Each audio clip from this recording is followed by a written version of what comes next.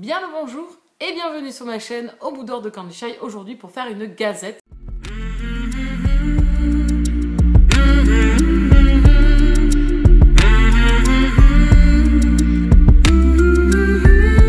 On va parler de trois lectures contemporaines. La toute première, c'est Il était temps de rallumer les étoiles de Virginie Grimaldi. Lecture que j'avais fait avec le groupe Au bout d'or de Candy Shy. Alors ça date un petit peu, effectivement, ça fait un petit moment que je l'ai lu. Virginie Grimaldi, je l'ai beaucoup vu passer. Ma copinote Nanounette, je sais qu'elle l'aime beaucoup. Et donc du coup, on s'est toutes lancées dans cette lecture commune pour découvrir la vie de Anna, 37 ans, et de ses deux filles, Chloé et Lily. Anna a beaucoup de soucis financiers et a du mal à joindre les deux bouts. Et ses filles en pâtissent également puisque leur mère travaille beaucoup et est très absente de la maison. Ou alors, quand elle est là, elle a d'autres choses à penser et du coup, elle les délaisse un petit peu, ou enfin, elles se sentent, elles, délaissées. Et Anna se sent impuissante face à tout ça et elle est submergée par tous ses soucis. Et un jour, elle décide avec ses filles de partir en road trip à travers la Scandinavie. Et donc, du coup, on va suivre leur périple à toutes les trois. Et un peu cette reconstruction de famille, ces moments intimes pour se retrouver, ces moments perdus que l'on avait. Et en même temps, elles vont rencontrer également des personnes qui font partie aussi d'un périple. Et au fil des avancées de ville en ville, elles vont suivre ce groupe en fait qui fait en sorte de covoiturage, on va dire, entre eux. Chacun a son camping-car et ils se suivent tous pour éviter d'être seuls et de traverser le pays seul et comme ça de pouvoir découvrir des villes mais à plusieurs. Du coup, Chloé, Lily et Anna vont rencontrer ces personnes qui vont venir un peu étoffer leur histoire et étoffer chacun leur vie différente de la leur. Et grâce à ça, on va retrouver une unité au niveau de cette famille et puis une explosion également puisque les problèmes ne sont pas réglés parce qu'elles partent en vacances, bien au contraire. Et donc du coup, elles vont devoir essayer de réapprendre à se parler, à communiquer ensemble, à parler de ces problèmes et à essayer de se ressouder. Voilà à peu près l'histoire de ce roman-là. Ce qui m'a beaucoup plu, c'est ce road trip en Scandinavie où on passe de ville en ville, des villes imprononçables bien évidemment. Et du coup, c'était pour moi le point positif.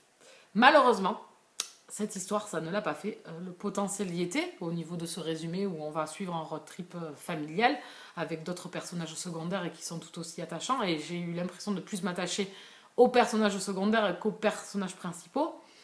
Dans ce roman, on va suivre trois voies. Donc, on va suivre une fois Anna, une fois Chloé, une fois Lily. Et on va alterner les chapitres comme ça, où on va être dans la tête de chacune et dans des événements qui vont se profiler, bien évidemment, au fur et à mesure de ce périple, où les choses ne vont pas être, bien sûr, si simples que ça. Mais malheureusement, j'ai eu du mal à m'attacher à ces personnages. J'ai eu du mal à avoir de l'empathie pour eux et à vraiment me plonger dans ce récit. Ça reste un roman feel-good, assez intéressant aussi, ça parle quand même de thèmes assez importants de les problèmes familiaux et les problèmes de femmes célibataires à l'heure actuelle qui ont des enfants et qui doivent pallier à les faire bouffer, pallier à tous les problèmes et aussi à travailler beaucoup, on va dire, et à être le chef de rang et d'être toujours, on va dire, invincible, je dirais. Et chose qui n'est, c'est pas vrai, personne n'est invincible et donc du coup on va toucher cette fragilité, mais cette fragilité de cette femme de 37 ans, mais également de cette jeune fille de 17 ans qui va avoir les problèmes de jeune fille de 17 ans, et Lily qui a 12 ans, elle, et qui est un petit peu la bouffée d'oxygène de cette famille où elle va avoir plus une carapace elle aussi, mais dans l'humour et dans la facilité de parler, et du coup elle va se lier à quelqu'un dans sa vie, une personne qui à la base la comprend, même si elle est enfermée quelque part dans son univers. Enfin, je veux pas trop vous en dire non plus. Donc voilà, on va suivre ces trois personnages. Alors, certes, ça reste intéressant, mais j'ai trouvé qu'on restait trop en surface, en fait, avec ces personnages et qu'on rentrait pas trop en profondeur. C'est-à-dire que les moments émouvants, oui, ils le sont, mais il m'a manqué quelque chose. Alors, vous dire là, actuellement, pourquoi, comment et tout ça, je ne sais pas. Ça l'a pas fait au moment du récit. Est-ce que c'était au moment de ma lecture que j'étais moins empathique? Ça peut arriver, c'est peut-être pas la bonne période, mais en tout cas, non, je suis un peu passée à côté malheureusement. Ça reste une lecture sympa, c'est feel good, c'est assez sympa de suivre cette famille et ses complications. Surtout que je pense qu'on peut s'identifier facilement à ces personnages et aux difficultés qu'elles traversent, qui est des difficultés de monsieur et madame tout le monde aujourd'hui, c'est-à-dire trouver un équilibre entre passer du temps avec les gens qu'on aime et également dans le monde du travail où on y passe quand même beaucoup de temps et du coup d'essayer de pallier à tout ça et d'être toujours parfait, on va dire, et on se met soi-même des barrières et évidemment quand le côté financier en plus, les difficultés financières est là, c'est problématique et je trouve qu'on peut s'identifier. Alors je pense que je suis passée à côté de ce roman-là.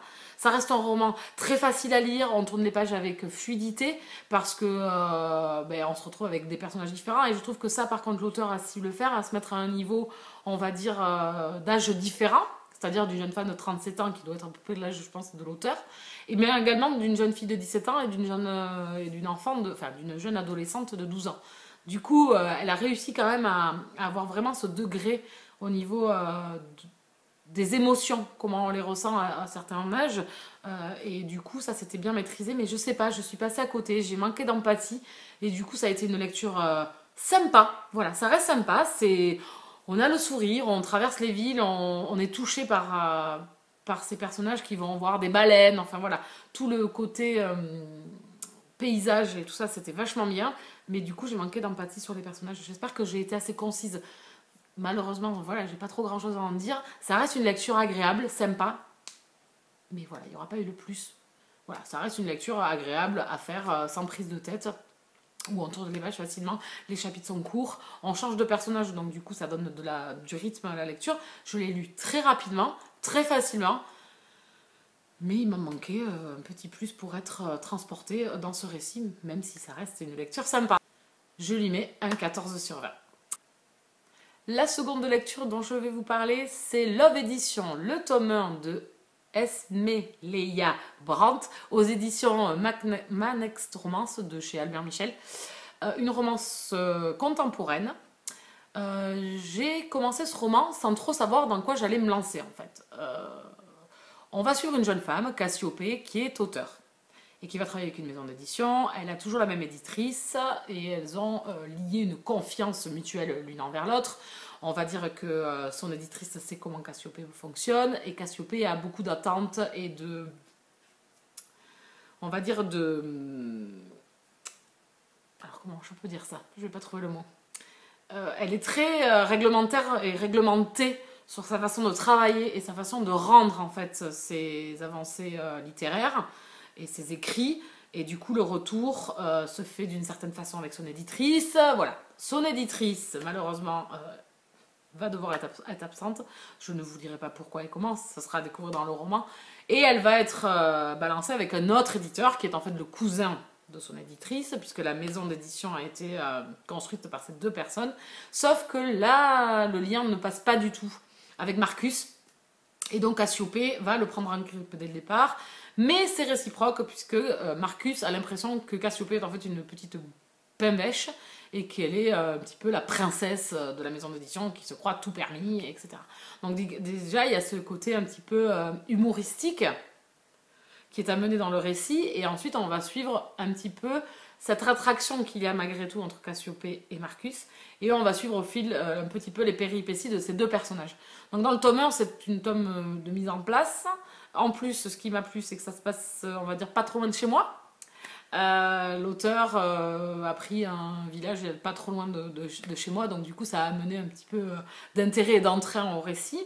Ça reste un récit de quiproquo, assez drôle, avec des caractères, voilà, deux personnages qui se laissent pas marcher sur les pieds, mais qui en même temps ont des faiblesses l'un envers l'autre, puisqu'il y a quand même cette attirance.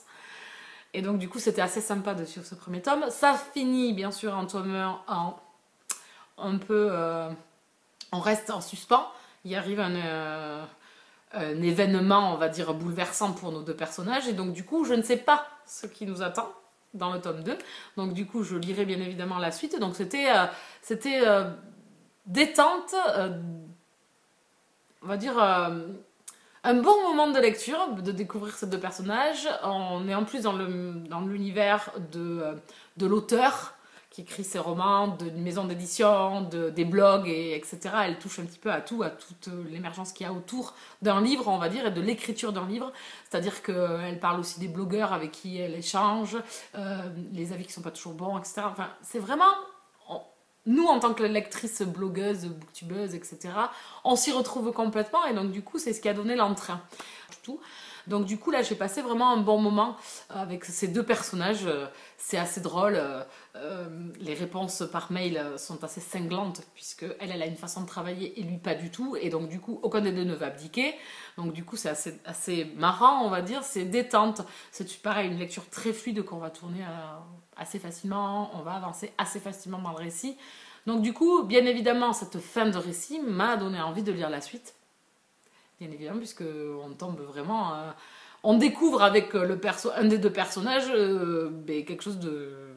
pas de choquant, mais du coup qui va peut-être remettre en question et qui va du coup encore remettre des quiproquos et des engueulades, on va dire, entre ces deux personnages. Le personnage féminin m'a pas plu plus que ça. J'ai du mal à la saisir, elle est une femme de décision et en même temps elle a ce côté fragile. Alors je sais pas trop encore comment la définir. Elle est assez ambiguë pour moi. Donc du coup j'ai pas encore eu assez de temps avec elle, on va dire, pour vraiment l'apprécier à sa juste valeur et vraiment la comprendre. Tandis que le personnage masculin, Marcus, m'a beaucoup plu. Vraiment, c'est un personnage qui m'a tapé dans l'œil d'entrée. J'ai beaucoup aimé ce jeune homme un petit peu renfermé et sévère, un peu solitaire. Et donc du coup, il m'a beaucoup plu. Donc c'est une bonne lecture, je voudrais lire la suite également de cette... c'est une duologie si j'ai bien suivi, et je lui mets un 15 sur 20. Et le dernier roman dont on va parler, et pas des moindres, c'est Green Oak de Emma Landas aux éditions Black Ink, roman qui m'a été offert par ma copinote Shelby, et qui est dédicacé gentiment par Emma. Donc déjà joie quand j'ai reçu ce roman et quand j'ai reçu la dédicace et tout. Ça faisait partie du swap que l'on a fait avec les filles. Du coup je suis trop contente. C'est une lecture que j'avais fait avant de recevoir le roman. Je l'ai lu, je me l'étais procuré un e-book parce que j'avais pas envie d'attendre. Que la couverture m'a tapé dans l'œil. Et du coup, j'ai lu Goran d'Emma Landas qui a été un énorme coup de cœur. C'était bouleversant parce que dès les premières pages, j'avais été happée par ce récit, par ce petit garçon en Yougoslavie et du coup par la musique. Enfin, il y avait un tout. Et dans ce roman-ci, j'ai retrouvé exactement la même chose, c'est-à-dire cette douceur, cette poésie et ces personnages pleins de profondeur. Comme elle sait l'écrire, Emma. Alors, je n'ai pas lu Chirurgicalement Votre, ni Will. Mais ici, je retouche à ce que j'ai trouvé dans Goran et dans cette plume qu'a Emma. Donc ici, on va suivre Victoria, qui est une jeune fille. Alors, l'époque, j'arrive pas trop à la situer. Je pense qu'on est dans les années 60-70, au vu de la musique par là, 60 je pense, dans les années 60. On va suivre Victoria. Alors, à l'époque, les femmes n'avaient pas autant de liberté que l'on en a aujourd'hui, bien évidemment. Et cette jeune fille, en fait, fait partie d'une famille très bourgeoise, avec un joli tableau en façade, mais avec derrière des choses pas très jolies, voire odieuses. Elle a des parents très stricts qui lui mènent la vie dure, on va dire. Et au départ de l'histoire, c'est une jeune fille, elle a à peine 12 ans, 12-13 ans, et elle rencontre un jeune homme qui est un gitan. Et au fil des années, la relation va évoluer entre eux, et va arriver, bien évidemment, l'adolescence, et puis le début de l'âge adulte, on va dire, pour ces deux personnages. Et un lien fort va les unir autour d'un arbre, autour d'un lieu, autour de moments qu'ils vont partager tous les deux. Et j'ai trouvé que c'était fort par l'ambiance qu'a créée Emma. En fait, elle nous pose à cet endroit-là et en fait, on est accroupi et on n'a plus envie de bouger, quoi. Et on se laisse bercer par ces paroles qu'ils vont s'échanger l'un l'autre, par les souhaits qu'ils ont sur leur futur et par cette musique qu'elle nous délivre dans ces pages et qui est omniprésente dans l'écrit de Emma. À chaque chapitre, on a une chanson qui nous porte durant tout le chapitre, et comme ça on avance au niveau de l'histoire. Alors je ne vais pas plus vous parler du récit, je ne vais pas plus vous faire de résumé sur l'histoire parce que je ne veux pas trop vous en dire. Voilà, on va suivre en fait deux jeunes personnes qui vont s'aimer passionnément, qui vont s'aimer avec fougue et qui vont vivre des choses difficiles et qui vont devoir se battre pour s'aimer. Et c'était magnifique. Ils vont se battre autant que s'est battu Goran dans sa vie. Et voilà, c'est ce que j'aime, c'est ces personnages qui sont forts. Et elle a su totalement m'embarquer dans son histoire. Dès que j'ai ouvert le récit, j'ai été embarquée par ces deux personnages, par ce lien qui les unit. Et c'est plus fort qu'eux, c'est une seule et même âme. Une fois réunis, ils sont au summum, voilà, ils sont vraiment un tout. Un tout, et Victoria a vécu des choses très difficiles dans sa vie, et James va l'aider, va la soutenir et fera tout pour avoir la vie qu'il mérite et sortir de ce cadre de préjugés au niveau du fait que ça soit un gitan, voilà.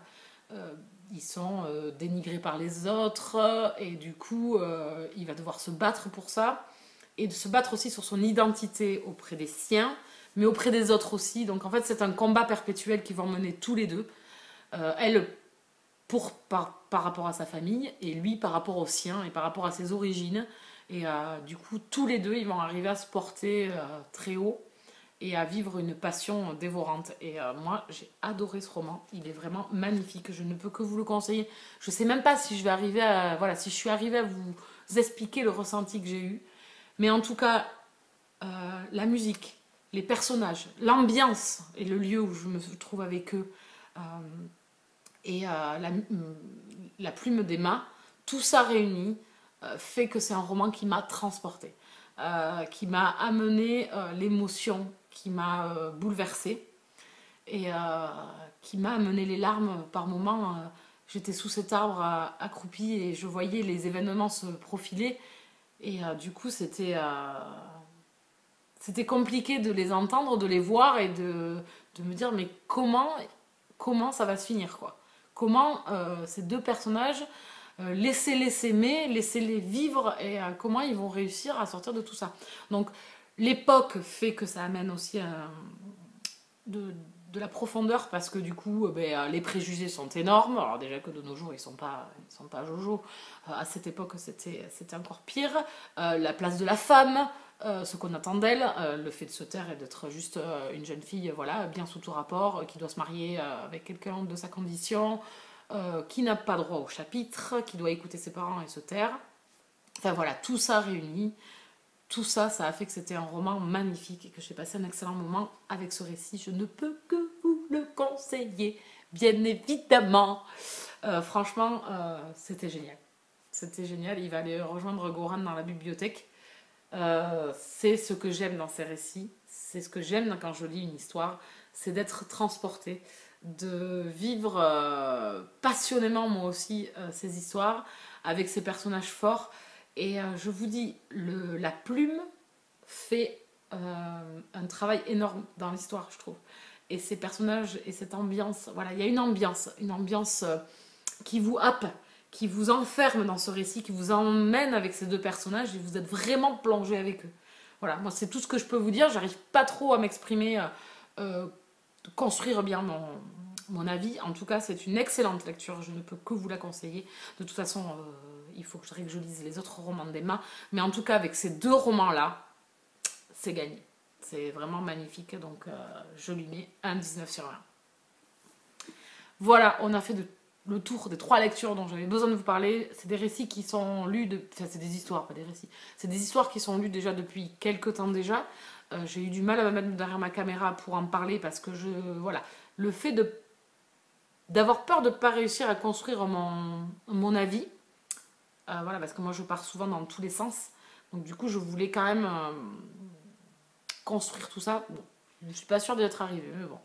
Enfin, en attendant, je vous laisse là. N'hésitez pas à mettre un petit pouce sur la vidéo, ça fait toujours plaisir, et ça fait qu'on peut voir aussi plus les vidéos, voilà. un commentaire si vous avez envie.